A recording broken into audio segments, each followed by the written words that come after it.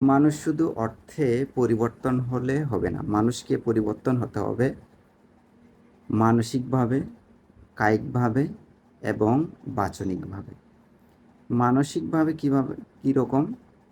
আপনি মন দিয়ে চিন্তা করবেন, কারো ক্ষতি আমি করব না, কারো সাথে অন্যায় কাজ করব না, বা কারো অন্যায় হোক এই চিন্তা করব না। এবং কায়িক সেটা কীরকম? আপনি কাউকে আঘাতের মাধ্যমে, যে শরীর, হাত, ঠ্যাং এগুলো ব্যবহার করে কাউকে কী করবেন না? আঘাত করবেন না। এইগুলো আপনাকে কী করতে হবে?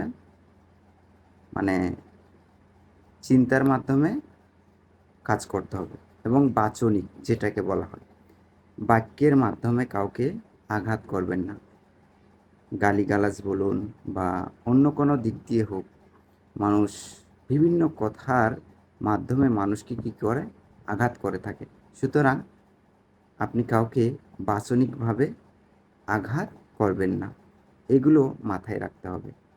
শুধু অর্থে পরিবর্তন হলে হবে না, আপনার শরীরকে পরিবর্তন করলে হবে না। আপনাকে কী করতে হবে? কায়িক, বাচনিক এবং মানসিক এই ৩টা জিনিস অবশ্যই পরিবর্তন করতে হবে।